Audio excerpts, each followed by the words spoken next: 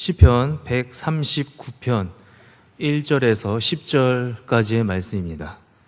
구약 시편 139편 1절에서 10절, 구약 성경 139면에 있습니다. 시편 139편 1절에서 10절을 가능하신 분 자리에서 일어나서 한 절씩 교독합니다. 여호와여, 주께서 나를 살펴보셨으므로 나를 아시나이다.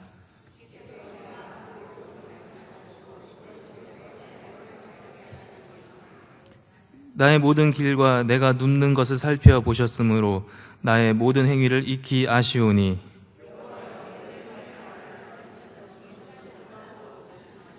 주께서 나의 앞뒤를 둘러싸시고 내게 안수하셨나이다.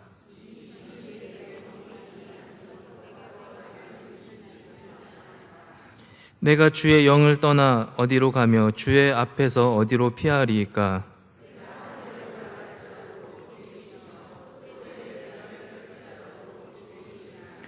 내가 새벽 날개를 치며 바다 끝에 가서 거주할지라도 주의 손이 나를 인도하시며 주의 손이 나를 붙드시리이다. 아멘. 반갑습니다. 이 기도의 자리에 나오신 여러분 진심으로 환영합니다. 이 금요일 이 시간 상당히 기다리시면서도 또 많이 피곤하시죠? 여러분 위로가 함께 하시기를 소원합니다. 어제 이제 전도대 끝나고 식당에서 밥을 먹었는데 밥이 상당히 맛있었습니다. 배식하는 집사님께서 되게 죄송해 하시는 거예요. 목사님, 국이 다 떨어져서 죄송합니다. 그래서 제가 그 집사님께 이렇게 말씀드렸습니다. 국이 없다니요? 심재국 여기 있습니다. 예. 여러분 가정에 미역국이나 된장국이 떨어졌으면 이 심재국을 통해서 이제 위로를 드리고 싶습니다. 그러한 위로가 우리 안에 있을 줄 믿습니다. 예. 이 수습을 해야 되는데 제가 한 대 맞은 것. 예, 한 번만 봐주십시오. 예. 그러한 위로가 이 어떠한 국보다도 이제 심재국보다 더 큰 그 위로가, 하나님의 위로가 오늘 이 저녁에 함께 하시기를 소원합니다. 오늘 주제를 이제 기도로 함께 잡았는데, 금요일 이 시간이 상당히 기다리면서도 또 육체적으로 참 많이 피곤하시죠. 그 어떠한 위로를 우리가 얻겠습니까? 결국은 그 위로라는 것은 어떠한 사람으로 이루어질 수 있는 것이 아니죠. 결국 하나님이 주시는 그 위로가 있어야 하는데, 아무래도 이 시간은 함께 우리가 기도하기 위해서 모인 자리라고 할 수가 있겠습니다. 때로는 우리 인생이 내가 원하는 대로 잘 흘러가지를 않습니다. 바라는 것이 다 이루어지면 얼마나 좋겠느냐마는 또 그렇게 되지를 않습니다. 각자 주어진 위치에서 나름의 고민이 다 있죠. 여러분, 고위직들, 정치인들, 대통령, 그들은 그들 나름대로의 고민이 있죠. 열심히 사는 우리 노동자들, 그 계급에는 또 그들에 맞는 너무나 큰 또 절박한 심정과 절망적인 일들도 때로는 있을 수 있다는 것이죠. 배움이 있고 없고를 떠나서, 재산의 유무를 떠나서, 높고 낮음에 떠나서 모두나 사람은 거기에 맞는 고민이 있고, 또 이것이 좀 이루어졌으면 좋겠다라는 바람이 누구에게나 있다라는 것이죠. 그런데 여러분, 사람이 이렇게 간절하다 보면 내가 가지고 있는 어떠한 논리적인 것들, 이성적인 사고방식들, 그런 것들을 이제는 초월을 하게 됩니다. 내가 배운 것으로도 해결되지 않는 것이 이 세상이에요. 이거는 교회를 다니는 그리스도인들 뿐만 아니라 이거는 모든 만국 공통으로 모든 사람에게 다 해당이 되는 것입니다. 그래서 사람이 간절하다 보면은 내가 가지고 있는 논리를 이제 초월하고 싶어집니다. 내 안에 있었던 이성적인 판단, 그거 문제가 아니에요. 지금까지 내가 살아왔던 환경, 내 경력들, 내 경험, 나름대로 내 짐작들, 이런 걸로 판단이 안 되는 그 절박한 때가 반드시 오게 된다는 것이죠. 그래서 이제 그때부터 나를 초월할 수 있는 그 누군가를 찾게 됩니다. 저희는 이제 하나님이지 않습니까? 교회를 다니기 때문에 그런데 이제 교회를 다니지 않고 기독교 신앙이 아닌 그들에게조차도 나를 초월하는 초월적인 누군가를 의지를 할 수 있다라는 그 단계가 온다라는 것이죠. 그것이 때로는 뭐 샤머니즘, 그런 미신이 되기도 하고, 점집에 가는 그 점술이 또한 되기도 합니다. 이것을 이제 이들 나름대로는 이러한 상황을 나름의 신앙이라고 불립니다. 사실 이 단계에서 이것을 신앙으로 보지는 않죠. 저희가 신앙으로 보긴 힘듭니다. 이런 것들을. 어떠한 그 신앙이라는 것은 믿음의 대상을, 그 가르침에 따라서 우리가 이 삶 가운데에서 함께 그것을 실천하고 삶으로서 보여주는 그것까지가 이제 신앙이라고 할 수가 있는데, 임시방편적으로 그 순간 모면하는 그 현상을 위해서 초자연적인 그 누군가를 의지를 한다는 것은 사실 신앙이라고 보기는 어렵지만, 하지만 그들에게 이것을 신앙이라고 불리기도 합니다. 여하튼 간에 우리가 첨단과학이 발달합니다. 뭐 의학이 발전합니다. 논리적인 사고방식들 참 많이 발전합니다. 하지만 그렇다 해도 사람의 마음을 충족시키지 못할 뿐더러 사람의 바람을 이루어질 수 있는 부분이 상당히, 그러니까 지극히 드문 것이 어쩔 수 없는 우리가 살아가는 세상이라고도 할 수가 있겠습니다. 그래서 사람들은 본인이 생각하는 나름의 신앙을 가지고 나아갑니다. 그리고 내가 이러한 것들이 좀 되었으면 좋겠다라고 생각을 하면서 나를 초월하는 누군가에 대해서 그것을 요구를 합니다. 그것이 자연신이건 어떤 샤머니즘이건 무엇이건 간에 나보다 또 좀 뛰어나지 않을까? 그러면서 그 대상에게 바라는 것이죠. 그것을 흔히 기도라고 칭합니다. 기도. 하나님을 믿지 않는 사람들도 그러니까 나름의 신앙과 나름의 기도가 다 있다라는 것이죠. 이제 우리가 여기서 짚고 넘어가야 할 것이 있죠. 우리가 적어도 세상을 창조하신 하나님을 믿는 우리 그리스도인 아닙니까? 우리가 어쨌든 그리스도를 구주로 인정하는 이 신앙인인데, 우리가 과연 기도를 왜 할까? 이것을 다시 한번 짚고 넘어갈 필요가 있죠. 조금 전에 짚어드린 대로 기도는 필요합니다. 그러니까 내 필요를 위한, 내가 너무나 절망적인 상황에 있고 위기에 처했기 때문에 이걸 해결하지 않으면 안 되는데 내 힘으로는 도저히 되지 않는 상황이에요. 그래서 누군가에게 바라는 거예요. 이제 그것을 기도라고 했습니다. 우리 그리스도인들에게도 이 영역이 분명히 포함이 됩니다. 그런데 이 단계를 뛰어넘을 수 있느냐 없느냐에 대한 질문을 나 스스로에게 한번 던져보시라 하는 것입니다. 우리 신앙인들 참 원하는 것 많죠. 누구라고 그런 뭐 고차원인 척 안 하고 좀 솔직하게 살고 싶죠. 우리도 내가 좀 바라는 것들 다 되었으면 좋겠고, 물질, 경제, 내 위치, 이런 것들 다 되었으면 좋겠습니다. 단지 우리가 신앙인이라는 이유만으로 이렇게 되지 않더라도 내가 하나님의 뜻에 순종하며 살아야지, 자기 다짐으로 꾹꾹꾹꾹 누르는 그런 기도를 우리가 하고 있다는 것이죠. 그래서 우리가 그럼 왜 기도를 해야 되는지에 대해서 한번 살펴보아라 한다는 것이죠. 그 상황 가운데서 우리가 이 같은 기도를 하게 되고, 그러면서 하나님이 주신 뜻이 무엇일지에 대해서 항상 궁금하지만, 한편으로는 내 바람은 솔직한 마음으로는 내가 원하는 것 좀 다 들어주셨으면 좋겠는 것이죠. 이게 사실 우리가 생각하는 솔직한 심정의 기도일 수 있다는 것이죠. 기독교 신앙을 갖지 않는 수많은 사람들 역시 이 기도를 하죠. 스스로를 초월하는 그 대상, 그 누군가에게 이러한 행위를 하게 됩니다. 기도가 과연 무엇일까? 그러면 이제 기독교 신앙을 갖지 않는 나름의 그들의 신앙과 나름의 그들의 기도를 가지고 있는 사람들의 기도하는 이유를 우리는 어느 정도 파악을 했습니다. 우리 신앙인도 물론 자연스러운 이 기도 제목을 가지고 있습니다. 그런데 그러한 기도 안에 궁극적으로 우리가 해야 할 이러한 연구나 또한 가져야 할 질문들이 무엇인가? 다시 말해서 기도의 정의를 우리가 어떻게 내려야 할 것인가죠. 무엇이 과연 기도일까요, 여러분? 기도.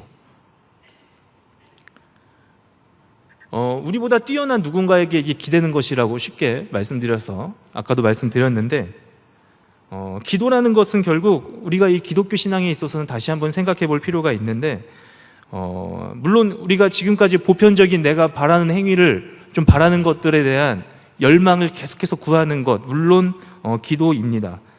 그런데 여기서 한 단계 더 나아가면은 내가 바라는 것이 물론 있겠지만 하나님께 나의 바람을 내려놓으면서 또한 간절하게 전달되는 그 과정까지는 알겠다는 것이죠. 그래서 그 과정 가운데에 여기에 대한 응답을 하나님이 나에게 주시는 것이 이제 기도의 완성이라고 우리는 생각할 수가 있다는 거죠. 내가 이렇게 기도를 했으니까 시간이 조금 걸리더라도 언젠가는 들어 응답해 주실 거야라는 그 확신까지도 조금 인심 쓰면은 거기까지도 우리 기도의 완성이라고 합니다. 그런데 응답되지 않은 기도는 그럼 뭘까요? 내가 죽을 때까지 들어주시지도 않고 내 필요를 채워주지 않아요. 그러면 그것은 기도일까요? 아니면 나 혼자 중얼거리는 것일까요? 여기서 이제 우리가 하나의 차이를 느낄 수가 있는데, 여러분, 하나님은 단순한 나의 바램만을 들어주시는 분이 아닙니다. 하나님은 단순한 우리의 바램만을 들어주시는 것이 아니라, 결론부터 말씀드리자면은 하나님은 이미 일단 다 아십니다. 우리를 초월하시는 절대자임은 물론이죠. 나의 각오섬을 다 아시죠. 내가 기도 제목 꺼내놓기 전에 이미 내 필요가 뭔지 몽땅 다 아시는 분이 바로 하나님입니다. 하나님은 어떤 분이시냐면 세상을 창조하시죠. 주관하시죠. 예레미야 말씀을 보면 하나님은 이미 내가 태어날 때 어머니 뱃속에 있기 전부터 내 성별을 구분하실 정도의 분이십니다. 그러니까 나보다 나를 더 잘 아세요. 내 필요가 뭔지도 다 아세요. 굳이 이야기 꺼내지 않아도 다 아신다는 것이죠.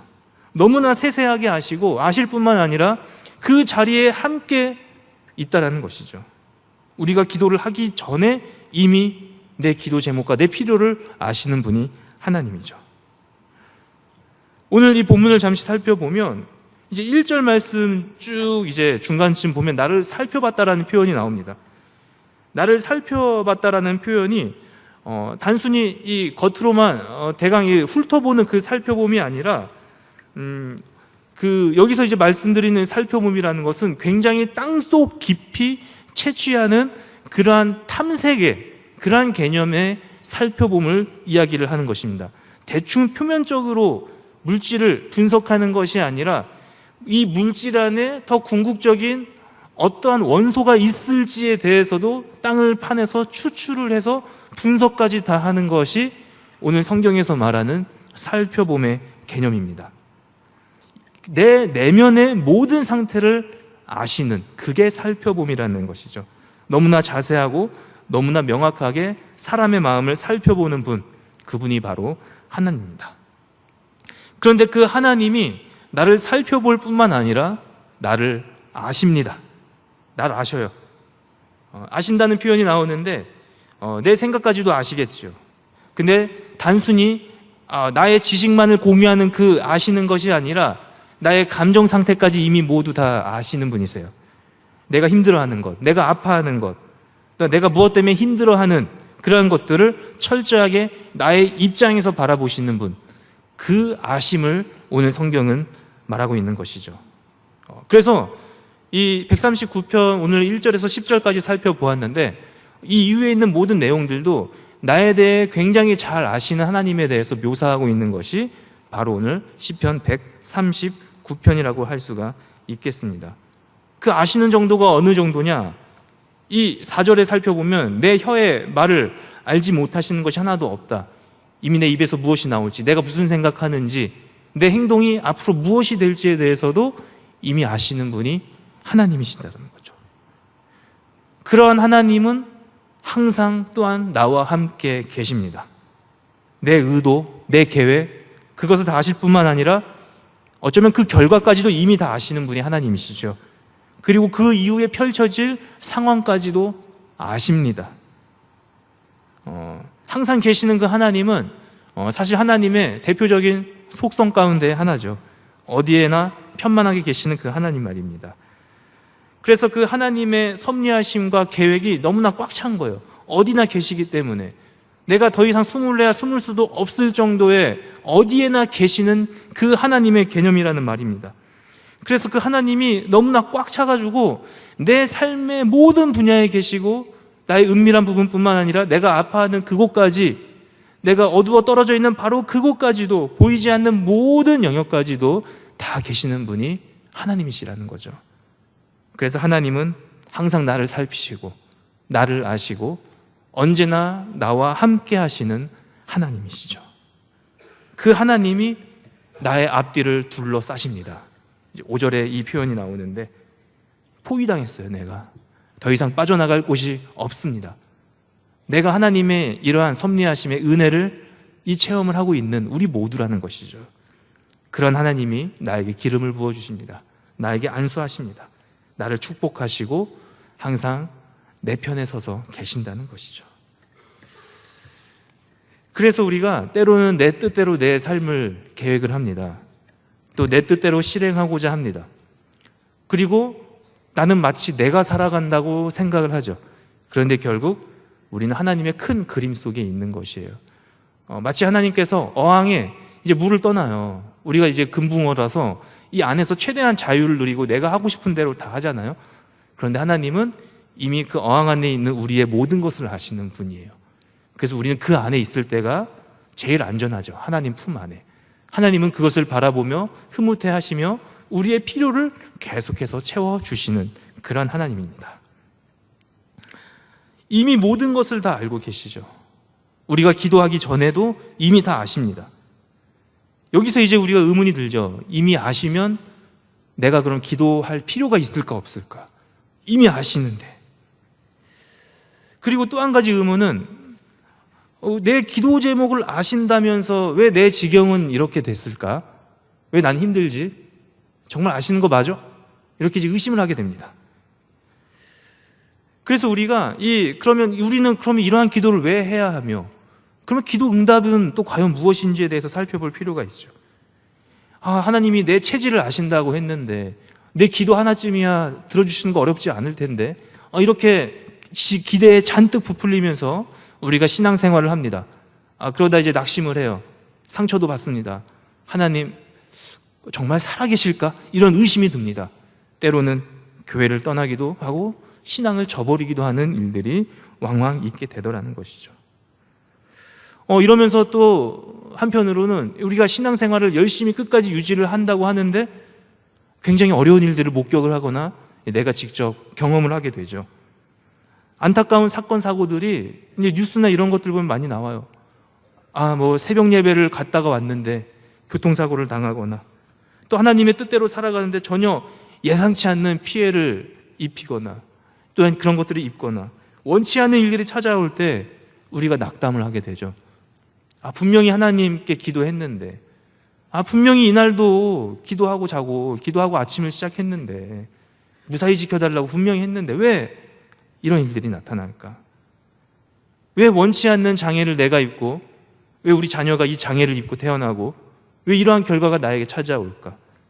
현실은 전혀 앞이 보이지 않는다는 것이죠. 하나님 뜻대로 산다고 하고 분명히 기도도 했는데 소위 말해서 기도할 맛이 안 나는 거죠. 이러한 일들이 있게 되면. 여러분, 우리가 기도가 응답되지 않을 때 그럼 우리는 어떤 모습을 보여야 될까요? 이러한 모습들을 나열을 했는데 어떤 모습을 보여야 될까? 일단 하나님한테 좀 물어보고 싶습니다. 하나님 왜 내 기도 안 들어주셨나요? 천국 가면 분명히 물어보고 싶은 것들이 우리 안에 많이 있죠.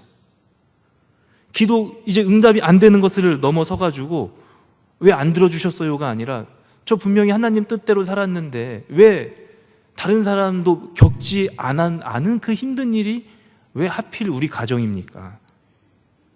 이러한 것들이 물음이 시작이 되면서 그 질문은 서서히 분노로 바뀌기 시작합니다. 그리고 원망하게 되죠. 궁금해하는 것에서 이제 원망을 하는 것이에요. 하나님 왜 접니까? 왜 저만 가지고 그러십니까? 이제 이렇게 겪게 됩니다.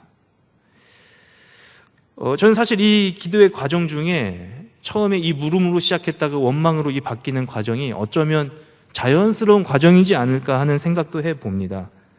이를테면 다윗도 이제 자신이 처한 환경에 대해서 계속 그렇게 질문을 했죠. 하나님, 어느 때까지입니까? 어느 때까지입니까? 이렇게 하면서 자신의 신세를 이제 탄원하면서 이렇게 계속해서 하나님께 원망 섞인 자기의 신세를 계속 한탄을 했던 것을 살펴볼 수가 있죠. 그런데 이 다음에 이제 과정에서 우리가 하나 더 생각해야 될 것이 있는데, 조금 더 성숙하면 좋을 것이, 이제 물음과 원망을 하면서 본격적으로 내적 갈등이 시작되는 것이죠. 근데 이 안에 무슨 뜻이 혹시 있을까? 분명히 나에게 찾아오는 고난인데 하필 나란 말이죠. 하필 내 자녀고 하필 우리 가정이죠. 뭐야 이거? 이러면서 이제 하나씩 질문을 또 다시 하게 됩니다. 이 과정 속에서 이제 충분한 내적 갈등이 진행되겠습니다. 그러면서 이거 그럼 언제까지 기도해야 돼? 그 언제까지 견뎌야 되고 언제까지 참아야 될까? 이렇게 하나씩 겪게 됩니다. 그러면서 조금씩 하나님의 뜻이 그럼 무엇일까? 그럼 그 의도가 과연 무엇일까? 그럼 내가 원하는 기도 말고 하나님이 왜 나한테 이런 일들을 주시고 내 기도와 정반대의 상황을 허락을 해 주실까? 점차 하나님의 입장에서 생각을 하게 되더라는 것이죠. 그래서 여러분들 혹시 기도를 하다가 기도하면 할수록 더 힘든 상황이 생긴다면 피하지 마시고 정면으로 돌파를 해봤으면 좋겠어요. 그래서 이 갈등 이후에 결국 우리가 깨닫게 되는 굉장히 중요한 과정이 하나가 있는데, 그것은 결국 내가 시작한 기도지만 그 기도의 주권이 내가 아닌 하나님께 있다는 것을 깨닫게 된다는 것이죠. 이 기도가 내가 원하는 것을 하나님께 드렸는데 아니구나, 기도의 주권조차도 하나님께 있구나 라는 것을 깨닫게 되는 것이죠. 이 말씀을 다시 설명드린다면 이렇습니다. 내 기도가 때로는 이제 만능이 될 수가 있는 거예요. 마술램프, 요술램프처럼 하나님의 주권보다는 내 뜻대로 다 될 것 같고 하나님이 들어서 응답을 해주실 것 같은 이 교만함이 우리 안에 있을 수 있다는 것이죠. 우리가 우스갯소리로 하나님 내 기도면 꼼짝 못해, 하나님 이거 안 들어주시면 못 배겨, 이런 것들 우스갯소리로 말을 하지만 사실 농담이라고 하는데 그 뜻을 파헤쳐 보면 그러한 그 기도의 주권이 나에게 있다는 것을 반증하는 것이기도 합니다. 그래서 마치 말씀드렸지만 어떤 알라딘 램프처럼 내 소원을 이렇게 무조건 들어주시는 거예요, 하나님이. 그래서 내 영적인 교제나 하나님에 대한 갈급함이 채워지는 게 아니라 바로 그 앞에 있는 즉시 내 형편을 모면하는 그 순간, 그 즉흥적인 상황을 모면하는 것에 불과한 잠시 들어주는 그것, 하나님을 우리가 그렇게 전락시키고야 만다라는 것이죠. 이제 관련해서 한 가지 더 짚고 넘어가면 좋겠는데, 실제적인 우리의 기도 가운데 우리가 예를 들어 어떤 올림픽이나 경기를 한다고 쳐봅시다. 한일전 축구가 열려요. 한국 기독교인들도 기도를 합니다. 한국이 이기게 해달라고. 일본 기독교인들도 일본이 이기게 해달라고 기도를 하죠. 하나님은 어느 편 기도를 들어주셔야 할까? 여러분, 이러한 고민 안 해보셨습니까? 한국이 이기면 당연히 기도응답 들어주셨겠죠? 그러면 일본에 있는 기독교인들은 우리나라 한국을 침략해서 하나님이 괘씸하게 여겼나 보다, 우리는 안 됐네, 이렇게 생각을 해야 될까요? 그게 아니에요. 이게 단적인 예로만 말씀을 드렸는데 실제적으로 우리 주변에 많이 일어나는 거죠. 우리 자녀가 이제 수학능력 시험을 봐야 되고 내가 이제 어떠한 회사 입사 시험을 봐야 돼요. 근데 정원이 한 명이에요. 하나님 합격하게 해 주시옵소서. 이 기도를 수만 명의 기독교인 어머니들이 다 하고 있다고 쳐봐요. 그럼 하나님 누구 기도를 들어주셔야 될까요? 우리가 이 기도할 때 생각을 좀 바꿔볼 필요가 있는데, 어쩌면 이 기도가 너무나 경쟁 도구 속으로 빠져들었지 않았는지, 좀 한쪽이 지고 한쪽이 포기해야만 이루어질 수 있는, 그야말로 내 입장에서 내가 바라는 것이 되는 것을 기도응답이라고 생각하진 않았는지 반성해 볼 필요가 있다는 것이죠. 하나님을 그러니까 너무 부리지만 않았는지, 기도라는 그 명목하에 그것을 우리는 한 번쯤 생각해 볼 필요가 있다는 것이죠. 그래서 이 기도라는 것은 철저히 하나님이 주관하시는 것인데, 그렇기 때문에 기도에 대한 어떤 응답이나 그 이유나 그 정의에 대해서도 우리가 쉽게 내릴 수가 없다라는 것이죠. 확실하게 여러분들께 말씀드릴 수 있는 것은 기도는 반드시 응답됩니다. 기도라는 것은 100% 응답이 됩니다. 그것은 확실합니다. 하나님은 100% 우리가 가지고 있는 모든 기도 제목들을 다 들어주십니다. 다만 그 기도를 가장 적절한 방법으로 적절한 시기에 내려주시기 때문에 그 방법과 모양은 다를 수가 있지요. 그래서 때로는 내가 기도하는 것이 이루어지지 않을 때가 있습니다. 내가 바라는 대로 되지 않을 때도 물론 있어요. 그리고 심지어 기도를 하면 할수록 더 힘들 때도 많이 있다는 것이죠.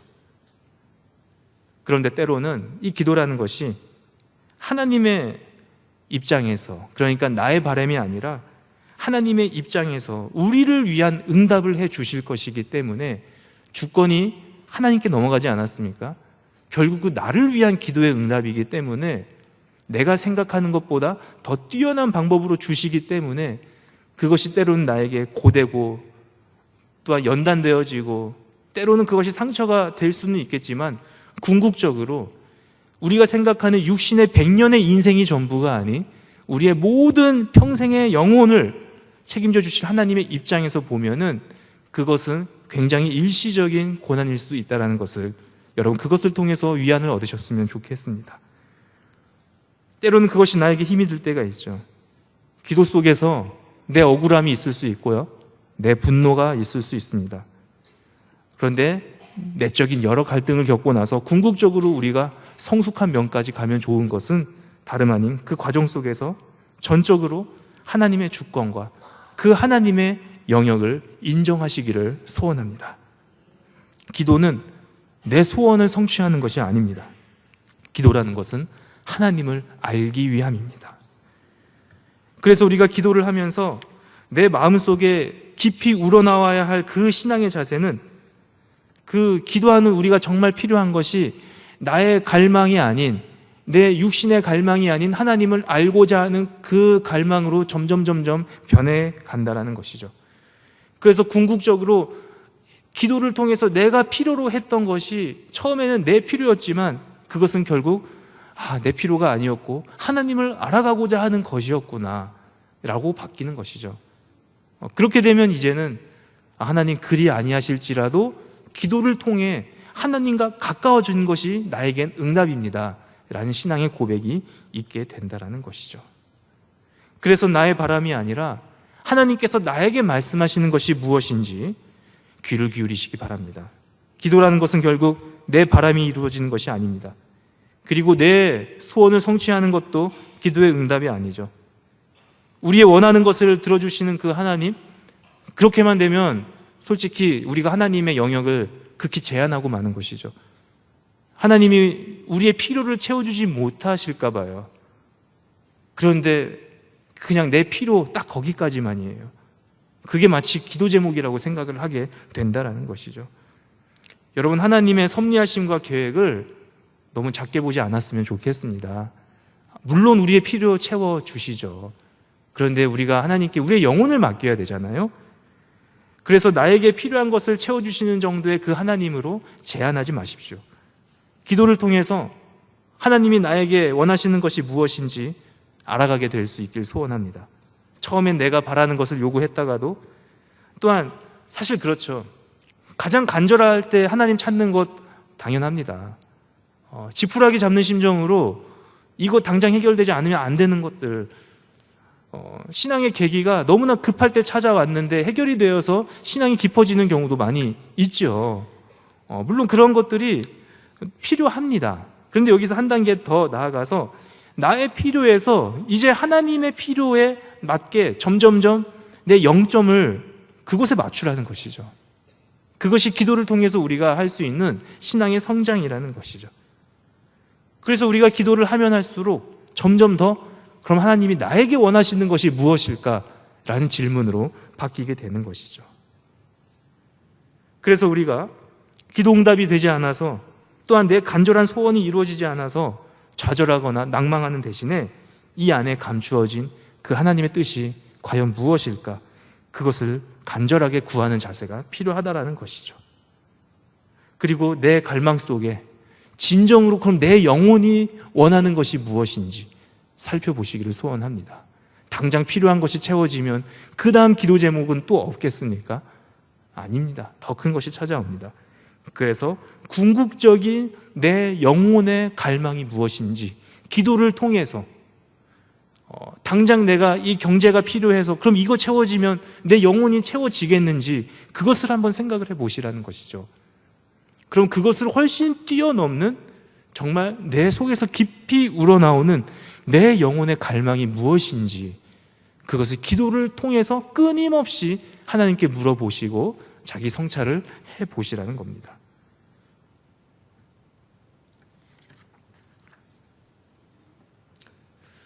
또 한 가지 여러분들에게 말씀드리고 싶은 것은 이제 우리가 함께하는 그 기도들, 그리고 그 기도와 함께하는 우리의 행동, 그리고 기도와 함께하는 우리의 행동과 우리의 평소의 삶의 모습이 결국 일치되어야 한다는 것이죠. 기도와 삶과 행동이 일치되어야 한다는 것은 사실 기본적으로 우리 그리스도인이 지켜야 할 덕목이기도 합니다. 또한 예수님의 가르침이기도 하죠. 기도한 대로 우리가 과연 살고 있는지 살펴보시기 바랍니다. 한때는 정의에 불탄 제 모습을 바라보지요.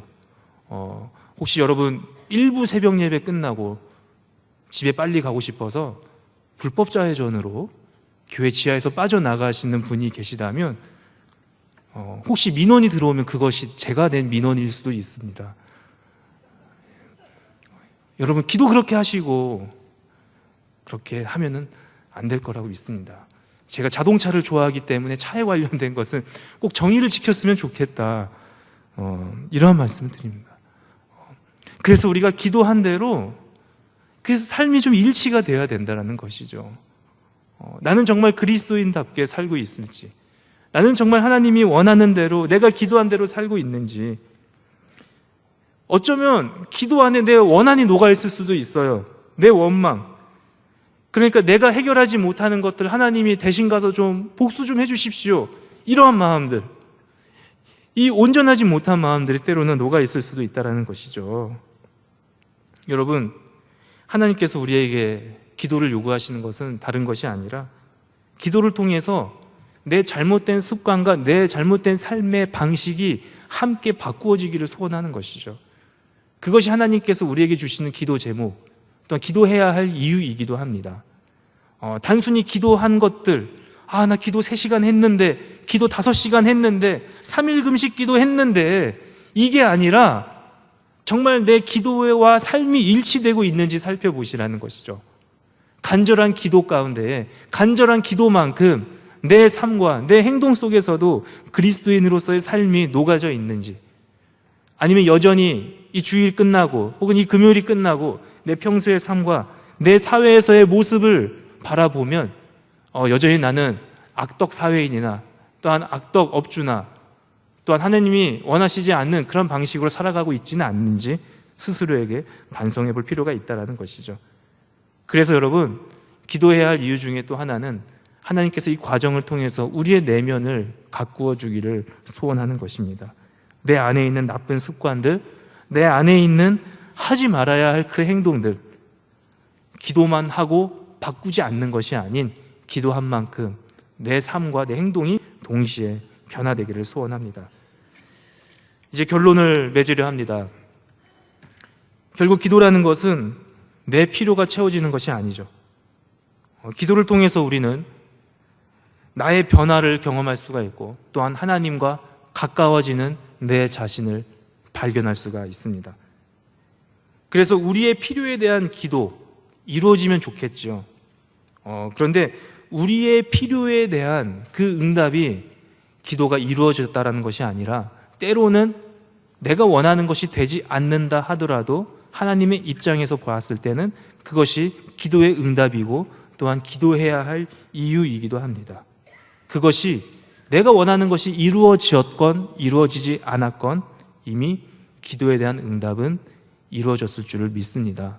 왜냐하면 기도를 통해 이미 여러분들은 하나님과 가까워졌음을 체험하기 때문이죠. 나의 체질을 아시는 주님, 내가 어느 곳에 있든지 오른손으로 나를 붙잡아 주실 그 하나님을 기대하시기 바랍니다. 내가 각오섬을 아시죠. 나의 모든 고민을 또한 들어서 응답하시고 다 아시는 주님, 그 주님에게 솔직하게 한번 털어놓으시기 바랍니다. 나의 인간적인 필요로 시작을 했을 때 또한 그 필요가 이제는 내 마음속에 깊이 있는 그 필요가 무엇인지, 주님을 향한 그 갈망, 또한 주님을 향한 그 알기 원하는 그 기도를 한번 드려보시라는 거죠. 그래서 여러분들에게 말씀드릴 수 있는 건 기도하시라는 거예요. 그래도 기도하라는 거예요. 울더라도 기도하라는 거예요. 힘들어도 기도하라는 거예요. 시간이 없어도 기도해야 하고, 여러분 인생이, 여러분 가정이, 여러분 삶이 힘들더라도 기도하라는 거예요. 하나님은 그 끈질긴 그 자세, 그 끈덕지게 나와 함께 연합하고 싶어하는 너희들의 그 마음, 하나님은 기도를 통해서 그것을 원하는 것이에요. 당장에 있는 내 필요를 채워주시는 그 하나님이 아닌 그것을 훨씬 초월하여서 기도의 과정을 통하여 내 당장 앞에 놓여있는 위기가 해결되지 않더라도 다시 한번 그 위기가 찾아올 때는 그때는 원망하지 않고, 그럼에도 불구하고 하나님의 뜻대로 살아갈 수 있는 그 영적 성숙을 위해 하나님은 저와 여러분에게 오늘도 기도하라고 요구하시는 거죠. 이 세상에서 고난이 있거나 없거나, 잘 나가거나 잘 안 나가거나 그 이전에 끈덕지게 그 하나님께 기도하라는 겁니다. 좀 더 깊이 만나십시오. 좀 더 많이 만나시고, 우리가 생각하는 이제 그 기도 응답, 그 유무, 기도를 왜 해야 하는지 그 이유에 대한 그것을 따지기 이전에 이제 하나님을 만나는 것이 습관이 되었으면 좋겠어요. 그 하나님 안에서 삶을 산다면 그 하나님의 뜻대로 이제 가꾸어지기 원하고, 내가 바라는 것이 되지 않더라도 내 삶이 다듬어지고 이미 하나님과 연합하여 동거하는 그 삶을 산다면 그게 여러분 기도 응답이 아닐까요? 그것만큼 더 큰 기도해야 할 이유가 또 있을까요? 저는 여러분들에게 그렇게 말씀드리고 싶습니다. 기도하십시오. 이 시대의 최고 영성학자 중에 한 명인 달라스 윌라드라는 학자가 이제 기도를 한 청중이 물어봅니다. 통성 기도가 좋습니까? 아니면 뭐 어떤 기도를 해야 됩니까? 묵상해야 됩니까? 무엇 해야 됩니까? 부르짖어야 됩니까? 아니면 대화식으로 해야 됩니까? 뭐 해야 됩니까? 했을 때 이 달라스 윌라드라는 학자가 굉장히 명쾌한 답을 내리죠. 그냥 기도하라고. 방법 뭐 처음에 설명드린 이렇게 시작되기도 하고 저렇게 시작되기도 하고 내 필요로 접근하기도 하고 뭐도 필요도 되기도 하지만 그것 계산하기 이전에 기도하시라고. 그러면 기도를 통해 하나님이 여러분을 만나 주시고 그 기도 중에 다듬어진다라는 것이죠. 그러면 여러분, 그런 기도하는 삶을 우리가 살아가기를 소원합니다.